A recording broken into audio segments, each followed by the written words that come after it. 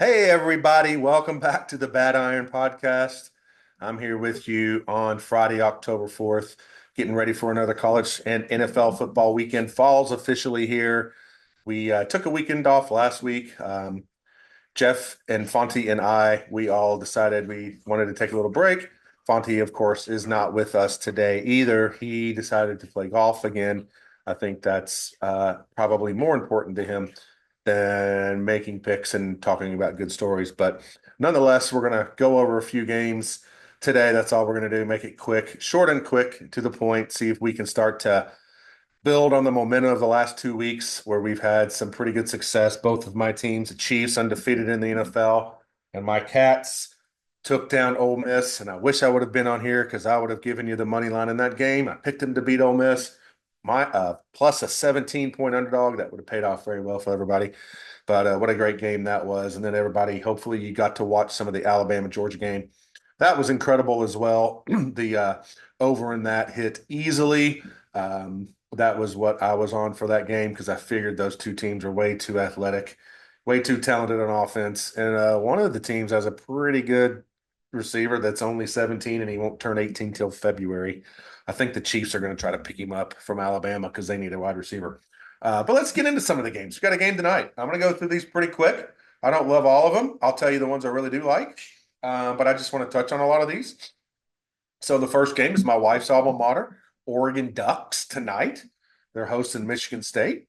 Michigan State, nobody really knows what they are. This is a game of the new Big Ten. These are exciting to me. I love games like this. We have a few more on the schedule this weekend. It's not a great schedule, but there are some interesting games just because of the new conference alignment with Oklahoma, Texas going to the SEC. But this weekend we got some new Big Ten games that are happening. I don't really care about the ACC and Miami Cal. I mean, that's not even a game, is it? I can't believe that game day's going there, but they are, which is weird. But Oregon tonight is a 24-point favorite against Michigan State. Michigan State, you would think, they got crushed by Ohio State last week. Ohio State's really good. It was on Ohio State's field. It doesn't actually matter where that game was. Ohio State's just got a great offense. And Oregon has got the Buckeyes next week. So they got them at home next week.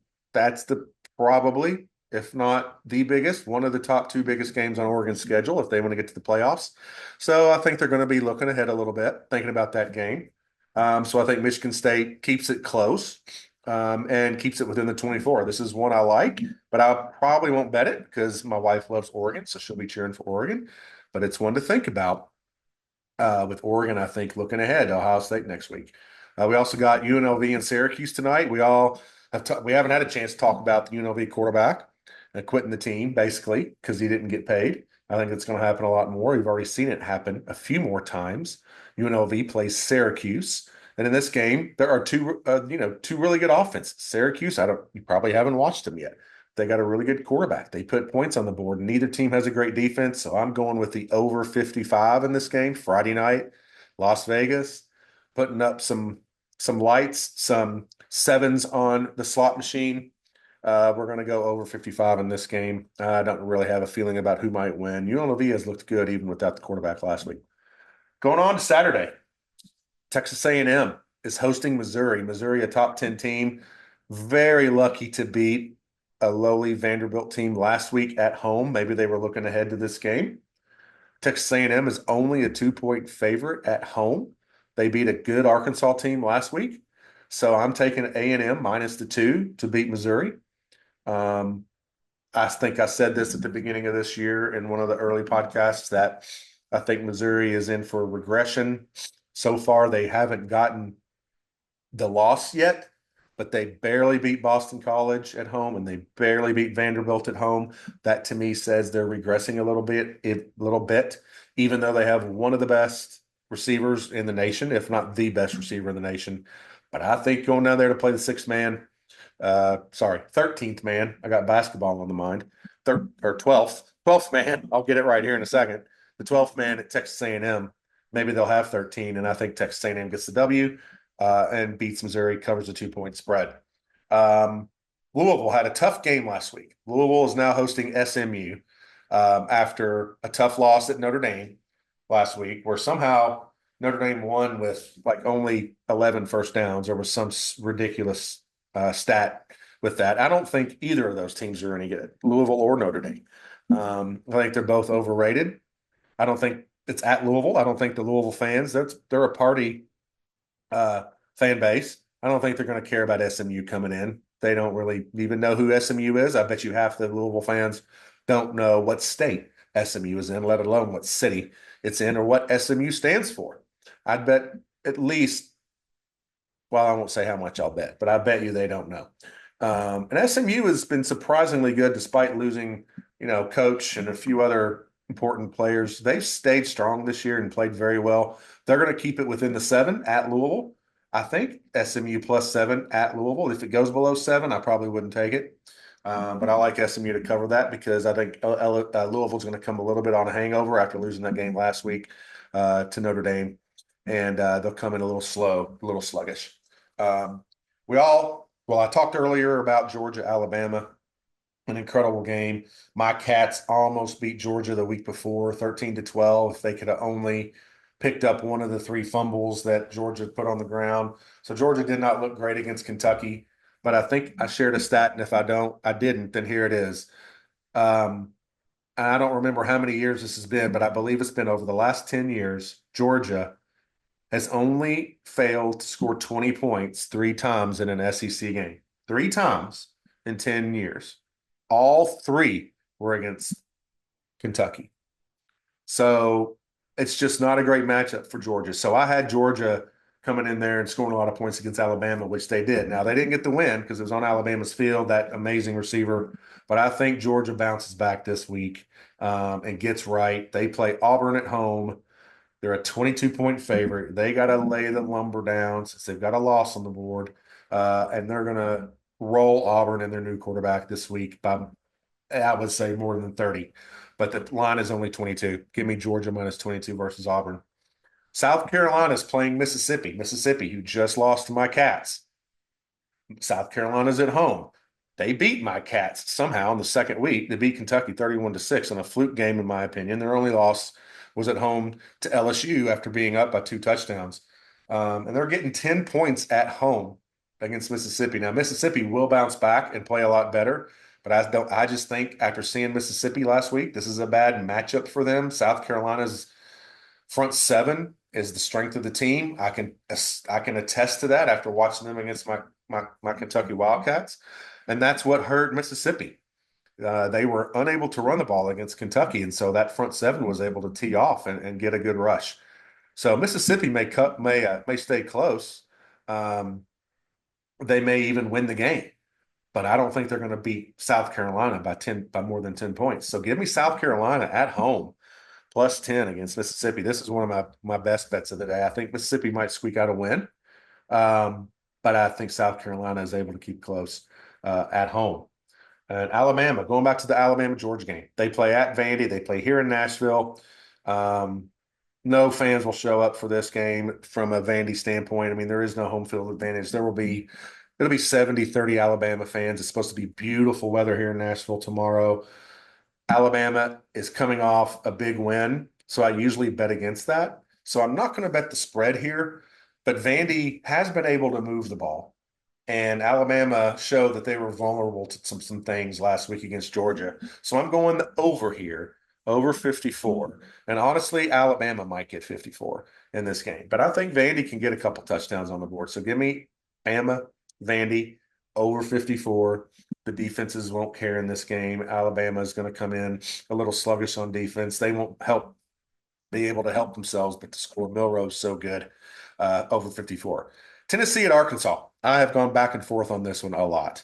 Obviously, as a Kentucky fan, I don't have much honor for Tennessee. I'm not a fan of the orange. They're going into Arkansas, and they are giving 13 points to Arkansas. They're coming off a bye. Tennessee is in that tough Oklahoma game where they went on the road and beat Oklahoma. I believe it was 25-15 against a good Oklahoma defense. What people don't know about Tennessee this year is that they are much improved on defense. And if they can contain the Arkansas quarterback, which I think that's the strength of the Tennessee defense, is their defensive line, then Arkansas is going to struggle to score. And if you struggle to score against Tennessee, you're toast. Tennessee's going to come off that bye and have an offensive game plan. And I was originally going to take Arkansas plus 13, and then I saw Tennessee's off the bye, giving them 2 weeks to prepare against Arkansas. Arkansas's had some really close, tough losses. So I'm going Tennessee minus 13 on the road. I don't usually do that, but I think they're going to put up so many points that Arkansas can't keep up. Next game, and I don't like the ACC, but I'm not sure what's going on with Vegas and Virginia Tech this year. They have a lot of players back, yeah, but that doesn't mean they're going to be good. And so far, they have proven not to be. And they came off that heartbreaking loss at Miami, which, who knows? Maybe that was a touchdown in the end zone. I don't know. Doesn't matter. They're coming off that heartbreaking loss. Now they got to travel all the way across the country to Stanford and play a Stanford team who's solid, not great, but solid. Probably wanting to make a statement here against the ACC, and they're getting 8.5 points. Virginia Tech coming off that heartbreak loss, traveling all the way across the country after being in Miami and losing that close game. This is a little bit of an overreaction to Virginia Tech playing Miami close. Stanford has played some good teams and has played strong. They're getting 8.5 at home. I mean, Virginia Tech might win, but they're not going to win by more than 8.5, in my opinion. I like Stanford plus 8.5 at home versus Virginia Tech. The next game is a team I've bet on a lot. It's Nebraska hosting Rutgers this week. Those sound like that sounds like a great game to watch. I think it's going to be a slobber knocker. But for some reason, Rutgers is getting 7 points at Nebraska. Nebraska may be playing better this year, but not better enough to beat Rutgers by 7 points. Rutgers can control the game on the ground. They have a really good defense. Rutgers stays within 7 points at Nebraska. Washington, Michigan, another big game. Does this remind you of any game that may have happened last year towards the end of the year, or actually earlier this year in January? Washington loses their coach. Only loss of the year was to rival Washington State, who has proven to be very good. Washington is a 1-point favorite at home at night to Michigan. This is another one of those great new Big Ten games that I'm going to love to watch, because otherwise we would only get to see it in a playoff. But now we get to see it on Washington's home field. They get to show the nation what it's like to come to Washington and play at night. They're going to take down Michigan, in my opinion. I think Washington -1. It's a must-win game for Washington if they want to have hopes of making the 12-team playoff later this year. It is for Michigan as well, I think, after getting absolutely demolished by Texas earlier in the year. But man, going to Washington, trying to win a night game there, give me Washington -1 at home versus Michigan. This one might end up 14 to 12. I'm not sure. But I like Washington at home and that crowd in a night game. My buddy Fonte's not on this podcast. I really wish I knew who he would take in Iowa State Baylor, but my guess is he would take Iowa State. Iowa State's at home versus Baylor this week. They're 11-point favorites. Iowa State's got an incredible defense. They are playing very well. And to me, Baylor looks like a team that has just had some really close losses and just cannot get over the hump. I think they're going to be tired of doing that. They need a bye in a big way. Baylor does, I think. And this might be the game that shows us, hey, they need a week off. Iowa State holds them down, covers the 11 points at home against Baylor. Got two more to go through. One more SEC game, although it's not an SEC versus SEC, but Central Florida at Florida. Florida is a 2-point favorite versus Central Florida, who's been a strong team. Florida, we have talked about on this podcast, is a dumpster fire, but this is their chance to right the ship. They're off a bye week. They need a win as desperately as anybody to save their coach's job and to keep their bowl hopes alive, honestly. But they're coming off a bye. Florida is getting 2 points at home. If you can get 3, I definitely take it. But I'm going money line. I think Florida rights the ship after the bye. They've had 2 weeks to prepare, and they take down Central Florida at home. If it wasn't for the first 5 games of this year, I bet Florida would be a 10-point favorite, although Central Florida is good. Give me the Gators to win outright against Central Florida. And lastly, we're going to go back to the Big 12. And I don't have Fonte here, but I'm just concerned about Kansas. They have regressed so far. They won so many close games last year, covered the spread so many times because nobody expected them to do anything. And that has flipped this year. They're one of the worst teams against the spread this year. They've only won one game so far, and it was against Poop State. I don't even remember who it was. It was a terrible team in the first game. They are reeling. I'm worried that they're giving up. They got to go all the way out west to Arizona State. Arizona State is also coming off a bye. At home, at night, late game, Arizona State is -2 versus Kansas. They put them into a tailspin, in my opinion. I like Arizona State -2 versus Kansas. I'm going to have some NFL picks too probably on Sunday morning early. Knock on wood, I've been doing very well in the NFL. That's one of the hardest ones to do, but I've been doing very well there. Hopefully that continues. And we continue with good picks with college football. You all have a great weekend. Enjoy the games and talk to you next time on the Bad Iron Podcast.